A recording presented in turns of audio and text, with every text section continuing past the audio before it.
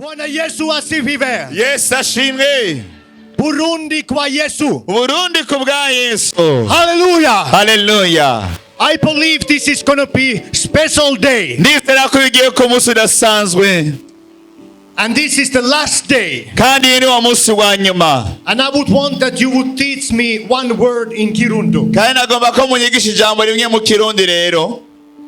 Do you say hallelujah, hallelujah, or do you say it some other way? It's hallelujah, hallelujah. Hallelujah. Mwese muharira muvuga hallelujah sivyo none? You say hallelujah. Nange muvuga hallelujah mu Burundi. I want to do something with you. Ngomba rero gukora ikintu kimwe hamwe namwe. Please take your handkerchief. Fata akamushwaro ufise. And then I count to 3. Maze mpare gashaho gatatu. And we say together hallelujah to Jesus. Twese turabwira hallelujah kuri Yesu. And then we wave our handkerchiefs. Maze tuzungurusa ubutambara bwacu. We can welcome Jesus into this crusade. Ngo duhe kaze Yesu muri kino gikorane. You are ready? Be muriteguye. 1, Rimwe, 2, kabiri, 3, gatatu. hallelujah! Hallelujah! Hallelujah! Hallelujah! Whoa! Hallelujah! Hallelujah! You know what I'm feeling today? Urazeri ko numva muno munsi. I am feeling Ndiko ndiyumvamwo. that we're going to get some fire of the Holy Yuko tugiye Spirit kumva umuriro wa mpemu yera. into our bones. Winjira amagufa yacu. That we can run. Aho dushobora That kwiruka. we can go on. Aho dushobora kwiruka. God is going to fill us with His Spirit. Imana iratwuzuza mpemu yera wayo. He's going to pour out His Spirit over us. Agiye gusukako mpemu yera wayo. And we shall receive new power. Kandi turashobora kwakira ubushobozi bushasha uno munsi. Today is a special day. Uno munsi ni umunsi udasanzwe. Because we can be here. Kuko dushobora kuba hano. And we can listen the powerful word of God. Tukumva n'ubushobozi bw'ijambo ry'Imana muri kino kibanza. Let me read to you 2 verses from Bible. Reka mbasomeye imirongo ibiri ivuye muri Bibiliya. Maybe some of you have heard this verse. Birashoboka mwarumvise iyi mirongo abari ngaha bamwe muri mwebwe. John 3:16 and 17. Yohana gatatu cumi na gatandatu na cumi n'indwi. For God so loved the world that He gave His one and only Son. Kuko urukundo Imana yakunze abari mw'isi ariho rwatumye umwana wayo w'ikinege. That whoever believes in Him shall not perish, Umwizera wese ntazapfe rubi. but have eternal life. Umviriza ariko ahabwe ubugingo budashira. For God did not send His Son into the world to condemn the world, Kuko Imana itatumye umwana wayo gucira urubanza abari mw'isi. but to save the world through Him. Ariko ngo abari mw'isi bakizwe nawe. Jesus is here. Yesu ari ngaha. And He wants to save you. Kandi agomba kugukiza. Jesus is seeking the ones that they are lost. Yesu ariko arondera abazimiye. Bible is saying Bibiliya iravuga ngo that God so loved the world yakunze abari mw'isi cyane. that He did something extraordinary. Kugeza ko yatanze ikintu kidakogwa. He was coming down from the skies, down from the heavens, Yamanutse avuye mw'ijuru araza. into the form of the man. Aza yambaye umubiri nkatwe. He was walking among us. Yagendagenda hagati yacu. And He was bringing us the word of God, Kandi yatuzanira ijambo ry'Imana. that we could find salvation today. Kugira ngo dushobore kuronka agakiza uno munsi. And we have great hope. Kandi dufise ivyizigiro bikomeye. Because Bible is saying Kuko birivuga yuko that God is love. yuko Imana ari urukundo. Our God is merciful. Imana yacu ni urukundo mu maboko hejuru. Haleluya. We have a loving God. Umva dufise Imana idukunda cyane. The love of God Urukundo rw'Imana is unconditional love. ntacyo rusaba ntakigusaba The ngigukunde. love of God Urukundo rw'Imana is a holy love. ni urukundo rwejejwe rwera. When we speak about love, Iyo tuvuga urukundo we can say that we love many things. dushobora kuvuga ngo dukunda ibintu byinshi cyane. We love worship music. Turakunda indirimbo z'Imana. We love good food. Turakunda ifungwa ziryoshe. And as a people, Kandi twebwe nk'abantu we always seek something beautiful to love. twama turondera ibintu vyiza twokunda. We can love a person because he has a beautiful voice. dushobora gukunda umuntu uko afise amajambo meza aryoshe. We can love a person because he's very kind. dushobora gukunda umuntu uko ari umugwaneza yitaho abandi bantu.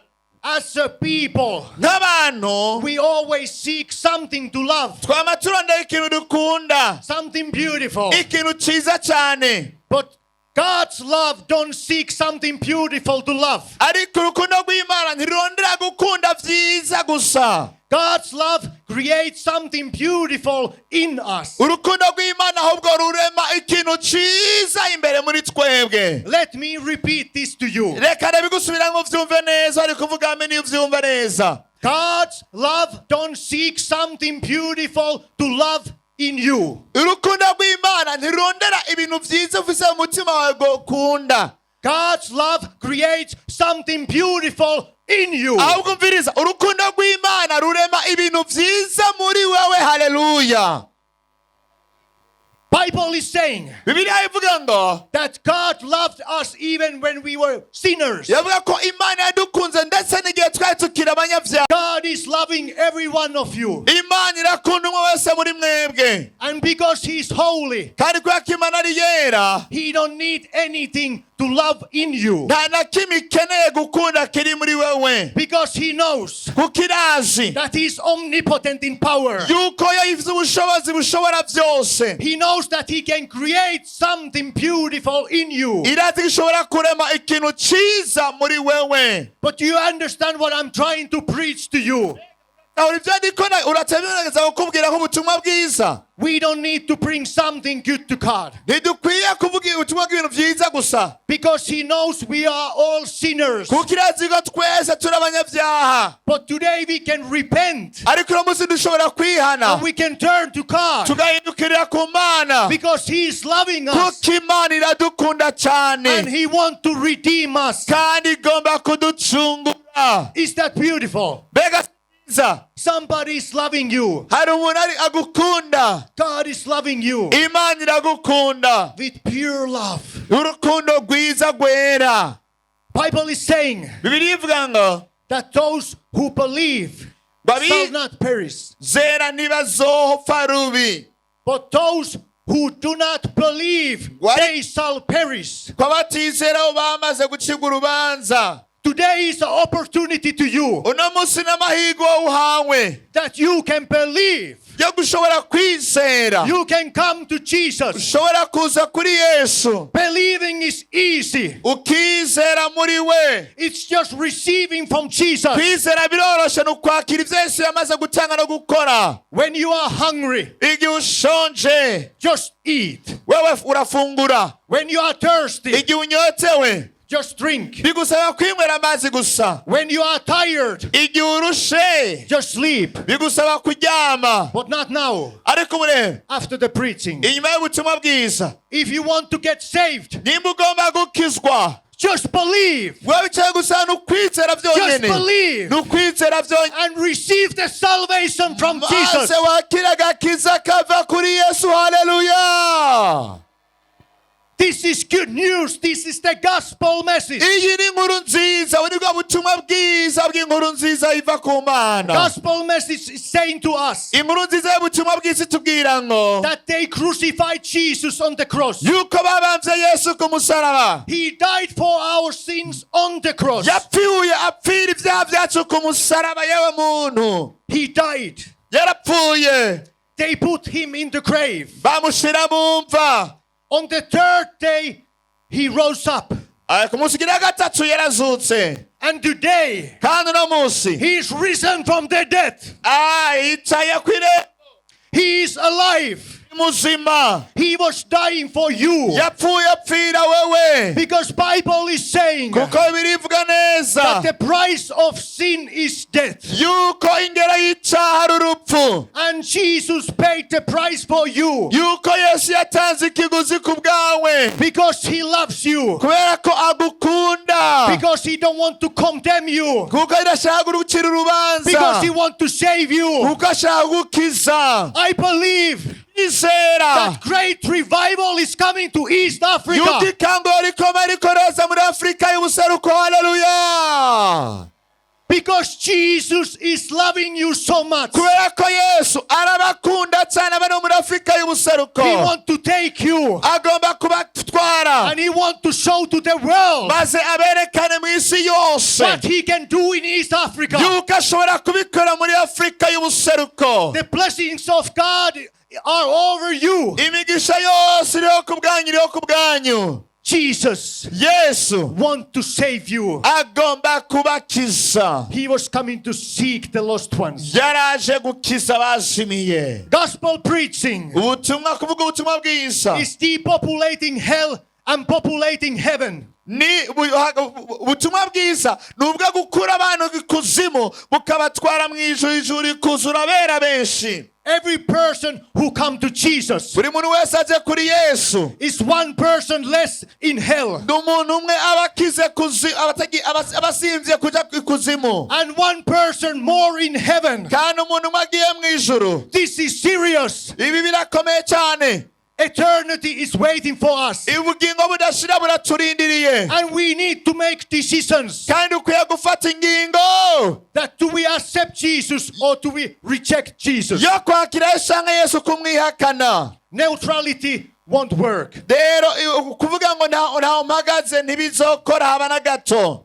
Bible is saying Bibiri ivuga yuko in the letter to Romans 1:16, cyandikiwe Abaroma 16, for I am not ashamed of the gospel, kuko ubutumwa bwiza butantera isoni, because it is the power of God kubera ko ari ubushobozi bw'Imana for everyone who believes. ku muntu wese yizera. Now listen to me. Umviriza rero, Gospel is not power to those who don't believe. ubutumwa bwiza nta nkomezi buhereza batizera. We need to act in faith. Dukwiye gukora mu kwizera, We need to believe. dukwiye kwizera, And gospel turns to be power in us. maze ubutumwa bwiza bugahinduka inkomezi n'ububasha kuri twebwe abizera. I know that you are in the middle of the power struggles. Ndazi ko uri mu gihe cyo kuruta inkomezi n'ububasha. There's the power of sin. Hari ububasha bw'icyaha bukugwanya, There's the power of Satan. hari ububasha bwa Satani bukugwanya, There's power of sickness. hari ububasha bw'indwara bukugwanya, There's different kind of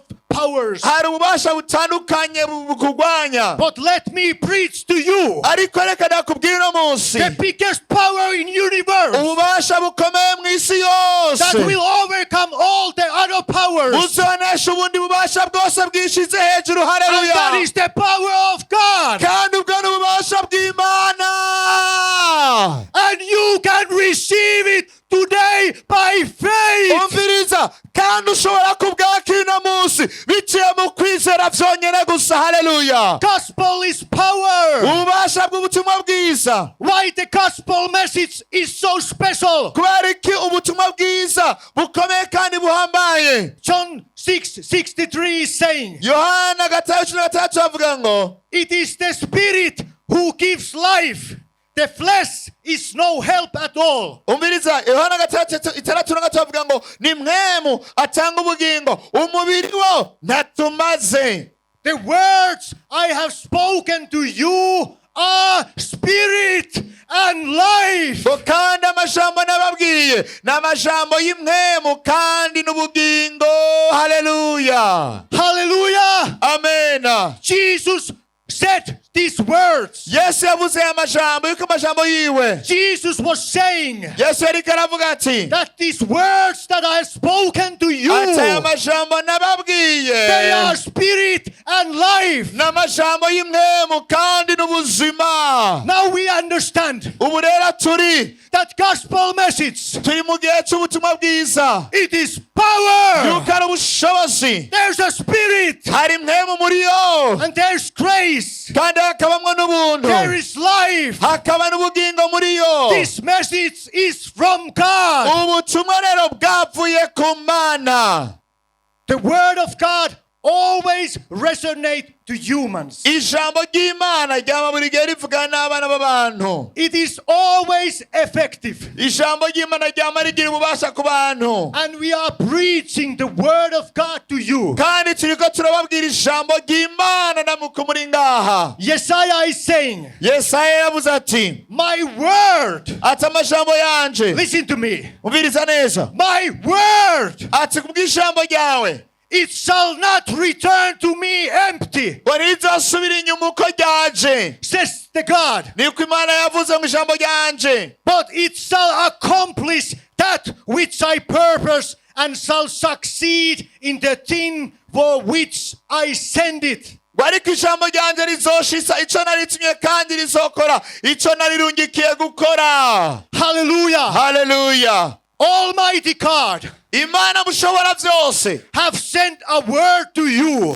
kurungika ijambo uno munsi, and it shall not return empty. umviriza, kandi iryo jambo risubira inyuma uko ryaje. muriko It muravyumva, shall accomplish the purpose that God was sending it today here. iri jambo imana yarungitse rirashitse ico imana yarungikiye gukora ngaho uno munsi. It is the word of healing. ni ijambo ryo gukiza, It is the word of ni liberation. ijambo ryo kubohora, It is the word of salvation. ijambo risa n'agakiza, It is the word of God. ni ijambo ry'imana, It is powerful. ni ijambo rikomeye. We don't preach our words. twari tuko tuvuga amajambo yacu, We are preaching the words of Jesus. turiko twigisha amajambo ya Yesu. Now listen to me. umviriza rero, The gospel of the John is saying, ubutumwa bwa Yohana buvuga ngo in the beginning was the word. igice ca mbere rime ngo ubwa mbere na mbere jambo yariho. What was in the beginning? mbega mu bwa mbere na mbere ngo hariho iki?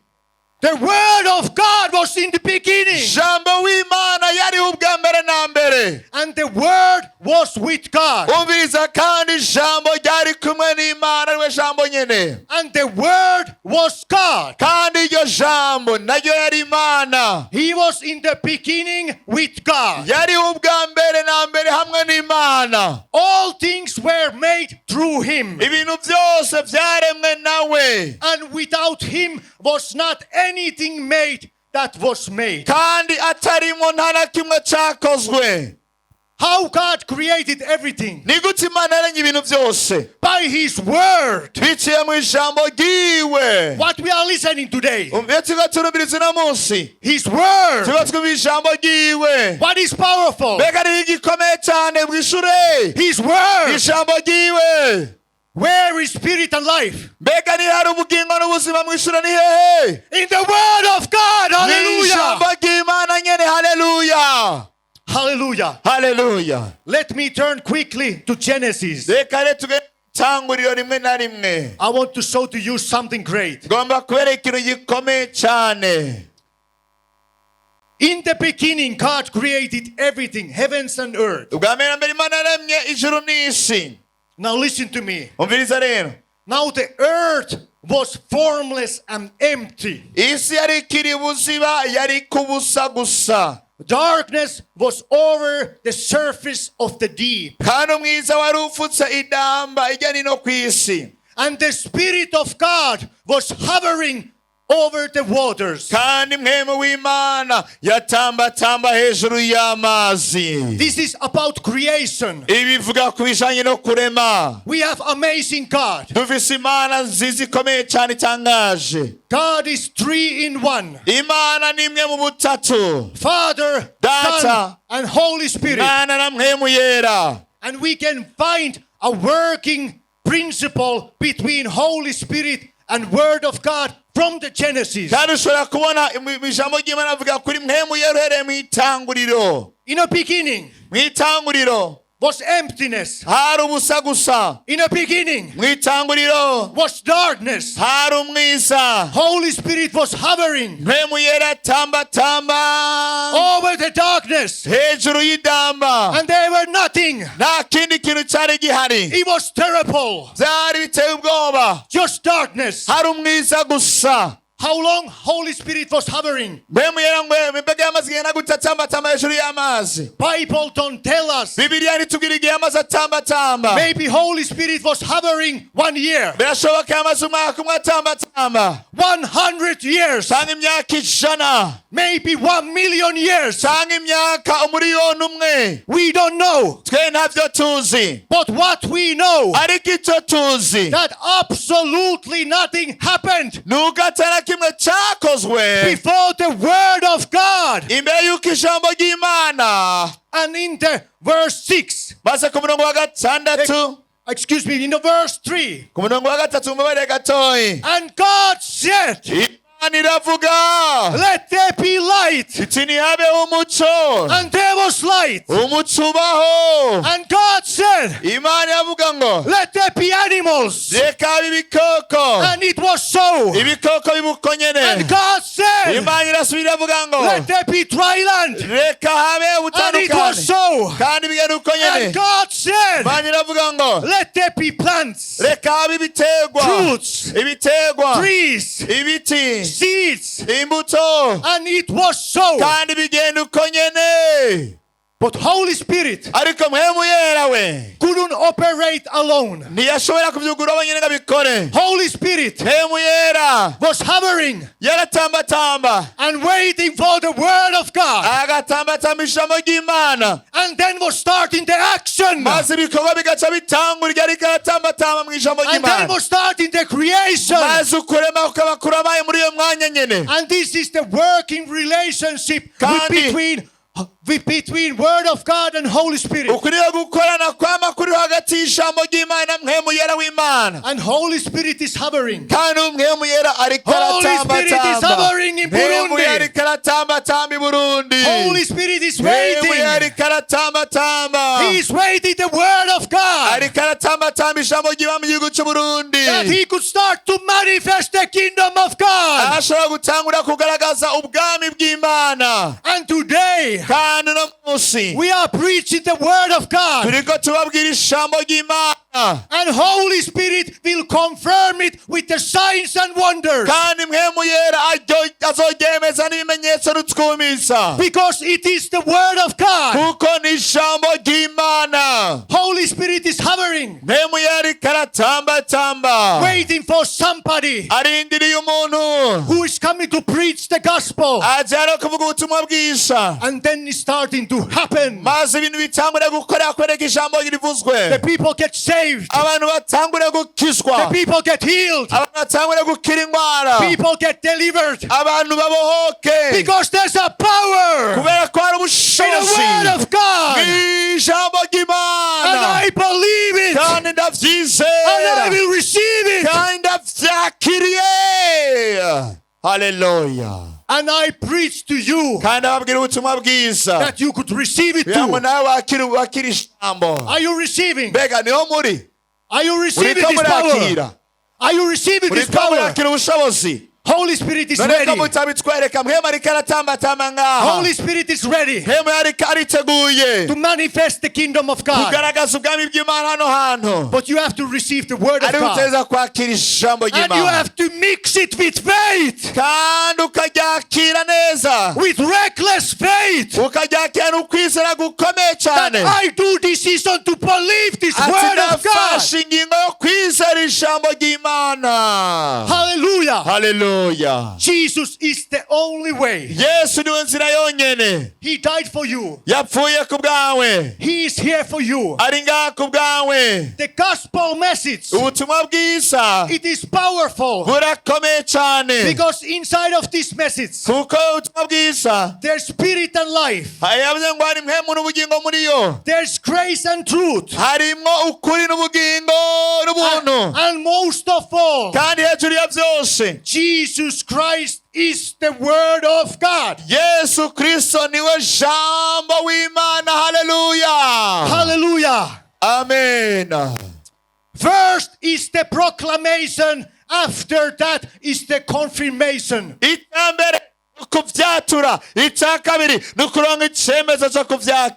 We have come all the way from Finland here Twavuye muri finali tuza ngaha because it's written in the Bible. kubera ko vyanditse muri Bibiliya. Go ati genda all around the world, genda go mu mahanga yose and preach the gospel. mwigisha ubutumwa bwiza And these signs kandi ibimenyetso shall follow those who believe. bizokurikira abizera. God is always confirming the word of God Imana with signs yama and ikurikira wonders. yerekeza ijambo ry'Imana ibimenyetso The n'utwumisa. blind eyes open, Imana yamirika irashitsa the deaf ears open, amaso y'umuyizi kabona batumva bakumva, the mute lips open. abatumva bakumva n'abatavuga bakavuga. Healthiness is coming into your body. hari gukomera kuja mu mubiri wawe. But I want to preach to you ariko ngomba kubwira ubutumwa that receiving healthiness is not the ultimate answer from God. mubwira ati kwakira amagara meza siyo nyinshi yonyine ikomeye iva ku Mana,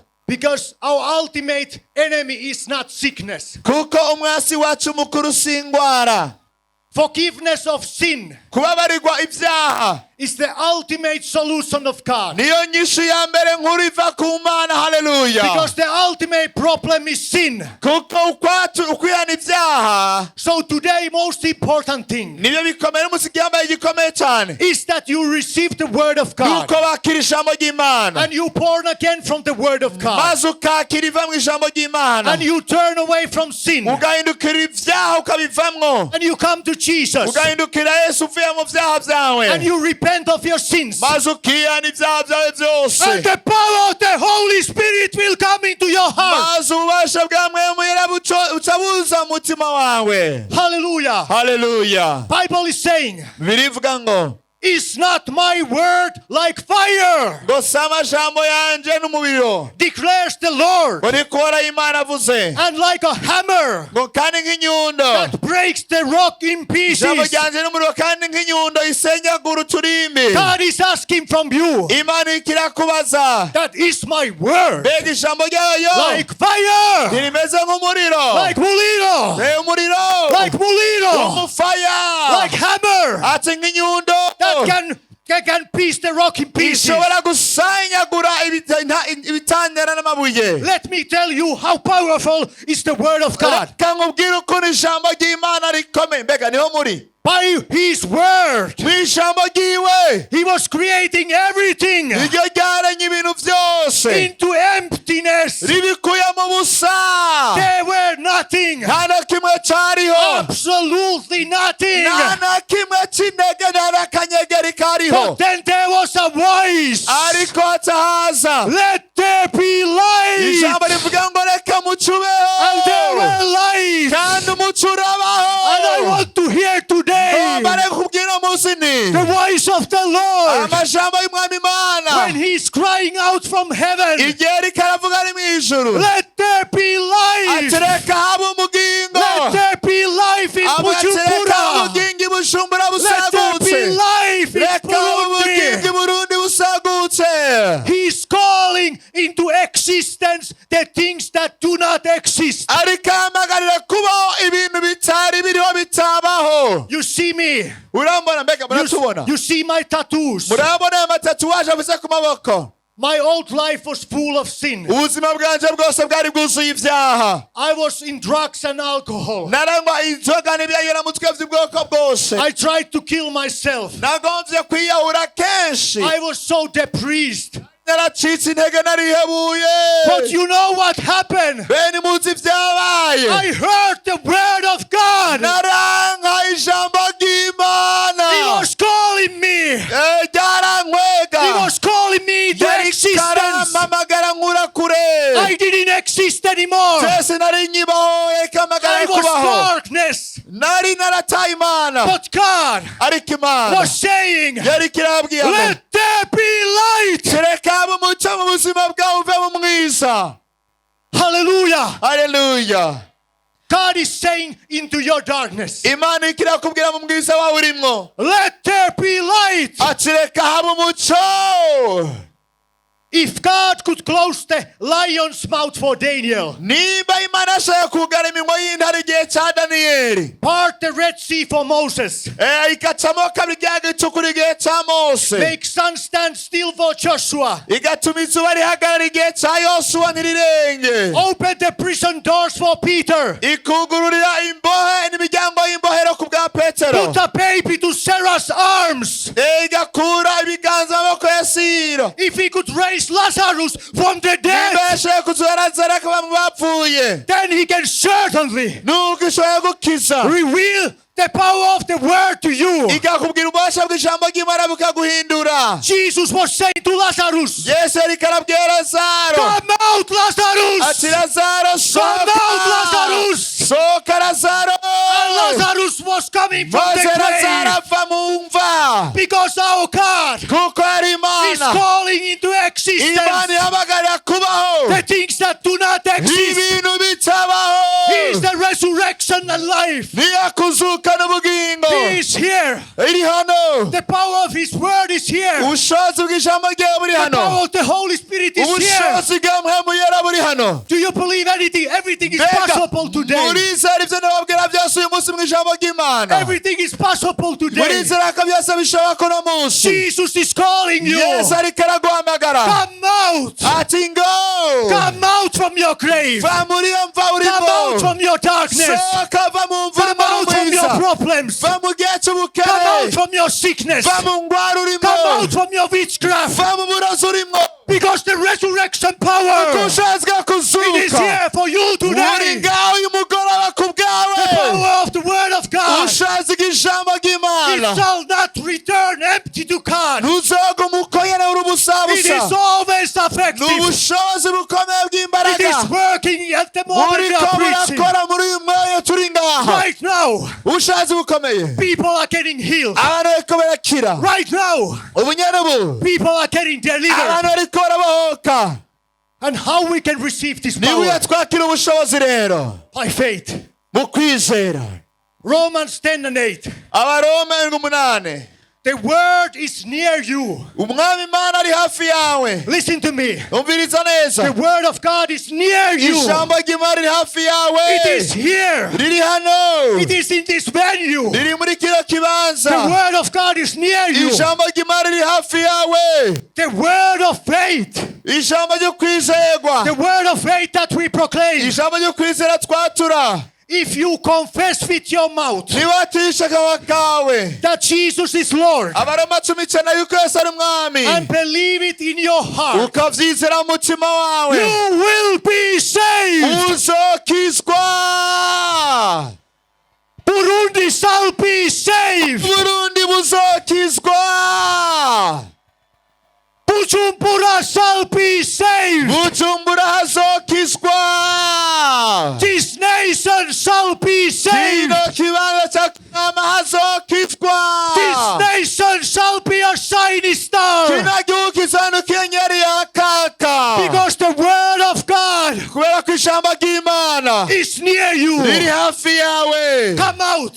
vayo rero, Come to Jesus inga kuri yesu, and receive the power. maze wakira ubushobozi. Bible is saying Bibiliya ivuga in the neza Romans 10:8. mu baroma 19, So the faith comes from hearing. ukwizera kuzanwa no kumva. Are you hearing me? Be muriko muranyumva ngaha, Are you hearing me? muratwumva, You need to listen to me. muriko muranyumva, Are you hearing me? be muratwumva, Because amaboko the hejuru, faith comes abatwumva through hejuru, hearing. kuko hageze Are you kumva listening? ntanumviriza, Because then you can start to maze receive. umaze kumva uko Receive ijambo the word cyangwa of God. kwakira ijambo Receive the power ry'imana, of the word of kwakira God. ubushobozi bw'ijambo ry'imana. Faith comes through hearing, ukwizera kuzanwa no kumva, and hearing through the word of Christ. maze kumva ijambo ry'imana. And we are proclaim you kandi tuko turakubwira wewe the word of Christ. ijambo rya kristo. Bible is saying Bibiliya ivuga neza, our faith ukwizera kwacu is not resting in the wisdom of men. si ukuguma ni kuri mu bwenge bw'abantu, Our faith ukwizera kwacu is resting ni kuruhukira in the power of mu God. bushobozi bw'imana. And the gospel is power of kandi God. ubutumwa bwiza burakomeye cyane. My message was simple today. ubutumwa bwanje kubabwaye no munsi nuko There's a power in the gospel. hari ubushobozi mu butumwa bwiza. God is loving you. Imana iragukunda. Jesus didn't come to condemn you. Yesu ntiyaje ngo agucire urubanza. Jesus was coming to save you. Yesu yaje ngo agukize. His word is saying to you, Amajambo yawe Come out. naya yiwe Come nayawe none ingovayo. come out. Sohoka. The word of God is calling you. Ijambo ry'Imana riko riraguhamagara ngo usohoke uva aho uri. You need to open your heart Ukeneye kugura umutima wawe and receive the word of God maze ukakira ijambo ry'Imana and mix it with faith. maze ukarishiramo n'ukwizera. And now I want to call people into salvation uburenga guhamagarira abantu kwakira agakiza. who want to know Jesus Christ. ninde agomba kumenya Yesu Kristo. Please come, we open the altar. ndakwinginze uze ngaha bugure baca inzira. Today is the day of uno salvation. munsi n'umunsi w'agakiza. This is the day for Burundi. uyita igihe c'Uburundi. I want to invite the Finnish team to come to here. ngomba guha ikaze umugwi wo muri Finlande bashike hano They are praying for you. baze bafashe kubasengera. God is calling. Imana ikiraguhamagara Come out! ati soka Come out! soka Come out! soka Come out! soka Come into the light! ingo mu muco Come into the life! ingo mu bugingo Come into the salvation! ingo mu gakiza. Repent! wihane. God have granted you repentance for life. Imana igwaye ubugingo n'agakiza. Come and repent your sins. ngwino wihane ibyaha byawe. abari inyuma muhagarare ngaho imbere haruzuye. ab'inyuma Come muhagarare out! Come out! ingo ariko ab'inyuma muhagarare aho nyine mugeze mureke gusunikana. This is important. ibi birahambaye cyane. If you are not sure nimba utemeza neza that you are born again, yuko ubutsi bwa kabiri, if you are not sure nimba utemera neza that if you would die today, yuko upfuye uno munsi, and you are not sure that would you get in the ukaba heaven, utoza mwijuru aho upfuye uno munsi, come today to this altar nuze ngaho wakire Yesu uzoze mwijuru and receive the power of God. maze wakire ububasha bw'Imana, Receive the peace of God. wakire amahoro y'Imana, Receive the salvation through Jesus Christ. wakire agakiza biciye muri Yesu Kristo. Come out from the darkness. varara mu mwiza. There's witchcraft people here. hari abantu bafise uburozi bari ngaha. God is calling you. Imana ikirabahamagara. Come out of the darkness. va muri iyo mwiza murimwo. Come out of the witchcraft. va muri ubwo burozi murimwo. There's sinners. There's drunkards. ari abanyabyaha. God is calling you. Imana ikirabahamagara bambuzi bari ngaha. Come out from the addictions. nimuve mu kunywa ibiyayuramutwe. Come out from sins. nimuve mu byaha murimwo. Repent and come to Jesus. mwihane muze kuri Yesu. There is a cleansing power in the blood of Jesus. hari ububasha bwiza mu maraso ya Yesu Kristo. If you want cleansing, come here. niba ukeneye kwezwa n'amaraso ya Yesu nuze ngaha. If you want peace, come here. niba ukeneye amahoro nuze kuri Yesu. If you want eternal life, come niba here. ukeneye ubugingo budashira nuze kuri Yesu. Turn away from your ways. nihindukire mu nzira zawe mbi. Stop sinning. uhagarike gukora ibyaha. Turn away from sin. uhindukire uve mu byaha. Turn away from Satan. uve kuri Satani. Turn to Jesus. uhindukirire Yesu. Come to repent. nuze wihane. Today is a spiritual cleansing day in Burundi. uno munsi n'umunsi wo kweza no gutunganya mu Burundi.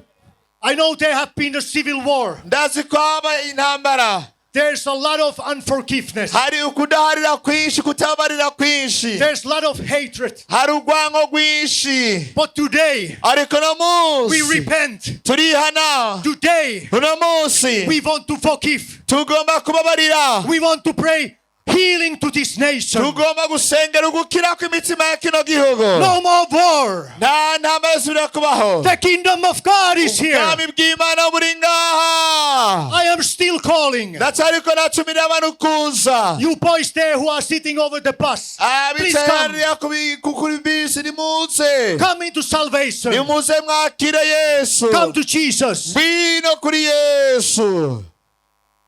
Which of you believe the word we was proclaiming today? ni bande bizeye ijambo ryavuzwe uno munsi? Do you believe Jesus is Son of God? mwizera ko Yesu ari umwana w'Imana? Do you believe that you need to repent of your sins? murizera ko ukeneye kwihana imbere y'ibintu byose? You want to feel, you want to pour from the Holy Spirit. ukeneye kwizera no kwakira ivuye kuri mpemu yera. This is the moment of salvation. uyu rero niwo mwanya w'agakiza. I want to lead you into salvation prayer. ngomba kubarongorera mu isengesho yo kwakira agakiza. In this prayer, you open your heart to Jesus. muri iri sengesho ubugurira umutima wawe Yesu. And power will come into your heart. ubushobozi buraza mu mutima wawe. The power of God. ubushobozi bw'Imana. The power of Holy Spirit. ubushobozi bwa mpemu yera. You shall born again today. nawe urabuvuka ubwa kabiri no munsi. Born again with Holy Spirit and fire. uvuka ubwa kabiri mu bushobozi bwa mpemu yera. So you are ready to pray with me. uriteguye gusenga hamwe nanje. Please rise up your hand. tuzi ibiganza byawe hejuru. I want to ask you one more time. ngomba gusaba rindi rimwe. If you want to receive Jesus Christ as a personal Savior, rise up your hand. nimugomba kwakira Yesu umwana umukiza w'ubugingo bwawe, tuzi ibiganza byawe hejuru. God is seeing your hands. Imana irabona ibiganza byawe. Now close your eyes rero ugara amaso yawe. and pray together with me. maze usenge hamwe nanjye usubiramo cyane. Dear Jesus Christ, ubuti mwami Yesu Kristo, I am a sinner. I want to repent. ndi umunyabyaha ngomba kwihana. Forgive me my sins. cyane mbabarira ibyaha byanje. I open my heart today to you. cyane nduguruye umutima wanje ku bwawe. I believe you were dying for me on the cross. ndizera ko wapfuye ku bwanje ku musaraba. You resurrected in the third day and you are alive. warapfuye urapfa warazuka ubu uri muzima. Be my Lord and personal Savior. ngwino ubu mwami n'umukiza w'ubugingo bwanje. My heart is open. Give me the power of the Holy Spirit. umutima wanje uruguruye mu bushobozi bwa mpemu yera.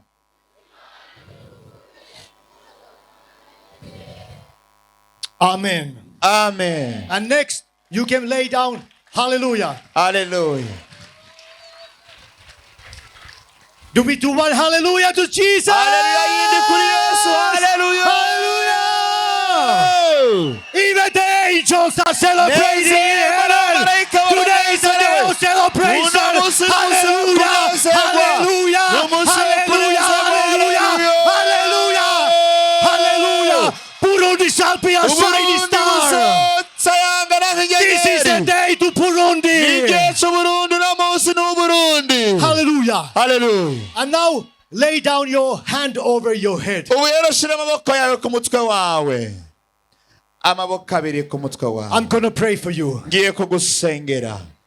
Lord Jesus Christ, mwami Yesu Kristo, as a preacher, nk'umuvugabutumwa, as a priest, nk'umuherezi, I am here ndi hano serving you, Jesus. ndagukorera Yesu. And I'm proclaiming and declaring for these people kandi nategetse nongera natura ku bw'aba bantu that your sins are forgiven in the name of Jesus. birahariwe mu izina rya Yesu Kristo. And through the blood of Jesus kandi biciye mu maraso ya Yesu. and the peace of God n'amahoro y'Imana will come into your heart. ugende utekaniwe. And what we have proclaimed forgiven in kandi earth, ibyo twatuye n'ubugingo n'ubuzima they are forgiven in heaven. none barahariwe no mu ijuru. Congratulations. turabakeje felicitation. You are now our children of ubu rero God. muri abana b'Imana. Hallelujah. haleluya.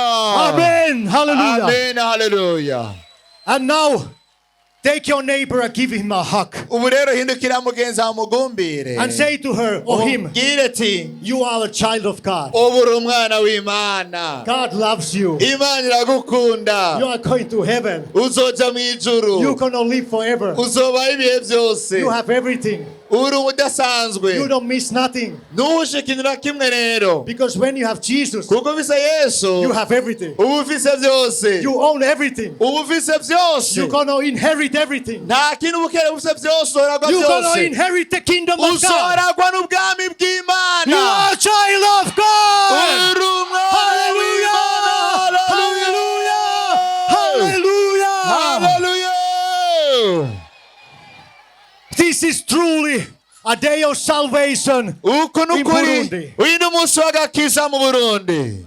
We want to pray for the sick people tugomba also. gusengerera abagwayi nabo. So now I'm asking all of you reka yese mwebwe mwese who received Jesus Christ as personal Savior, mwakire Yesu mwari umukiza w'ubugingo bwanyu. all you new believers, mwese abizeye you bashasha have to go slowly into that tent mugende gahoro gahoro muri irya hema and you have to give your name maze mutange amazina and your yanyu phone na number telefone zanyu that pastors could help you kugira ngo abapastori and bazobafashe they could direct you to church bazobarongorera amashengero mujamwo and that you could receive a baptism. maze muzobatizwe. So slowly by slowly, rero buhoro buhoro umwe go to register yourself into that tent. mugende muri irya hema. Take your time fata umwanya mugende buhoro buhoro umwe because we have positive problem. kuko turafise ingorane nziza mbonyiri ngaha. And the positive problem is this. kandi ingorane zo dufise ni amahoro. You are so many muri benshi cyane and heaven is rejoicing kandi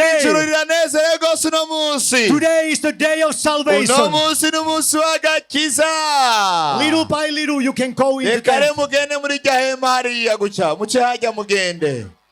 Now we want to call people who are sick. ubu rero tugiye guhamagara abagwaye. Slow by slow you can come here in the buhoro altar. buhoro murashaka kuza umwe. Wave me if you have sickness. nimba ufise ingwara ukuboko hejuru nimba ugwaye. If you have sickness, stay here. nimba ufise ingwara gumaha We can pray for the sick. guma ngaha dusengera abagwaye. And now give the space for the Finnish team. reka rero muhe umwanya w'abandi bo muri Finland. They want to lay their hands over you. bagomba kubarambika kw'ibiganza. And you shall receive healing power. namwe murakira ubushobozi bwo gukira ingwara. You can go slowly to the Finnish team and they pray for you. mugenda mugwe hariya muce hariya nkange babasengere. We are not hurry. We can pray. nta kwihuta turashaka gusenga. Pastors are saying we are not hurry. paseri ati nta cyihuta turashaka gusenga. We have time to pray. twaje ngaha ngo dusenge. So we pray for the sick people. dusengere n'abagwaye. In that corner, hajya hirya people are laying hands over abantu you. bariko barabarambika kw'ibiganza.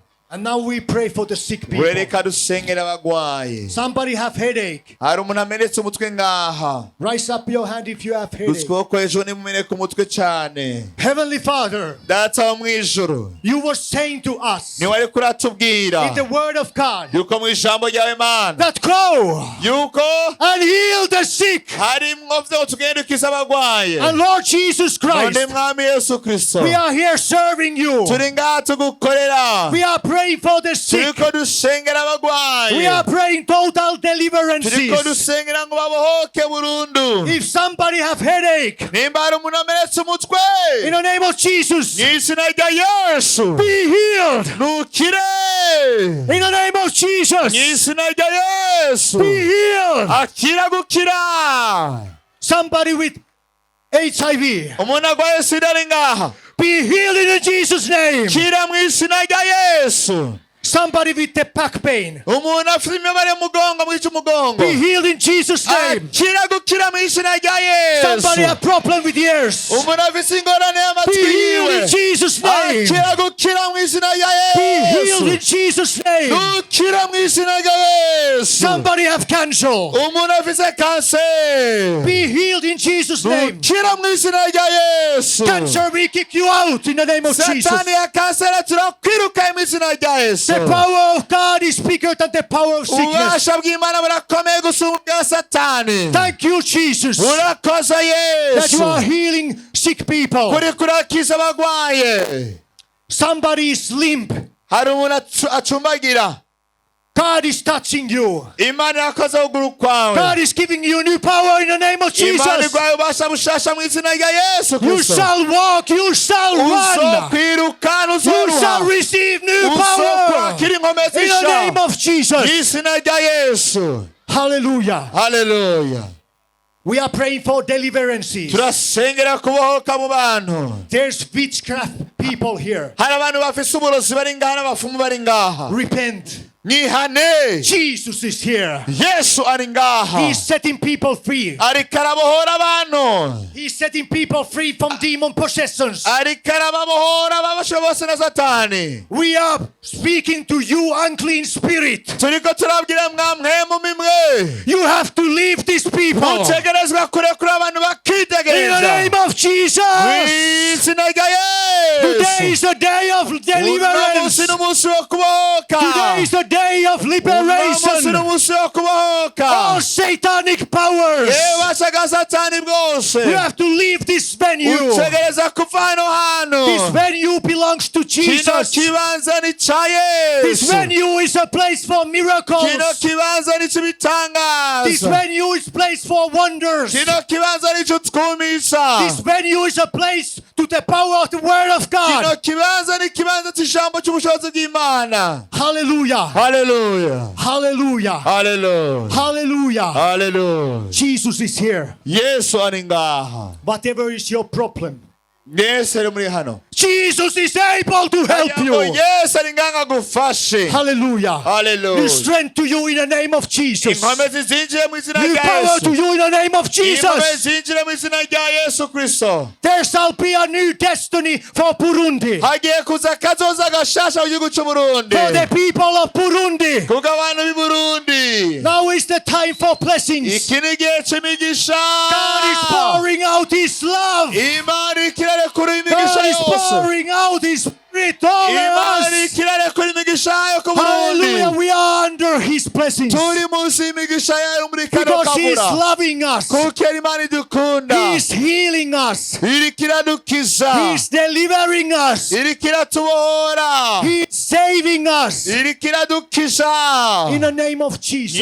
izina rya Yesu. Hallelujah. Hallelujah. Hallelujah.